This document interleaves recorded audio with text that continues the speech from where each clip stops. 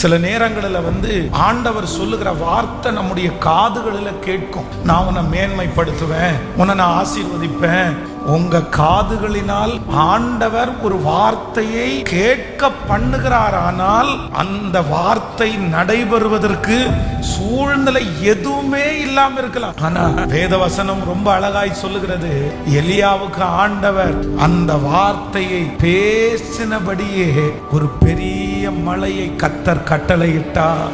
நான் நம்புறேன், கர்த்தருடைய வாயிலிருந்து புறப்பட்ட வார்த்தை உங்களுடைய காதுகளிலே தொனித்திருக்கிறது உண்மையானால், அந்த சத்தத்தை நீங்கள் கேட்டது உண்மையானால், அந்த வார்த்தை உங்களுக்காக கடந்து வருகிறதை நீங்கள் விசுவாசித்தது உண்மையானால், அது உங்களுடைய இருதயத்திலே சந்தோஷத்தை கொடுத்தது உண்மையானால், கண்டிப்பாக 7 நாட்கள் 7 வருடம் நீங்கள் காத்திருந்து கிடைக்காவிட்டாலும் கர்த்தருடைய வார்த்தை கண்டிப்பாக பொய் உரையவே உரையாது.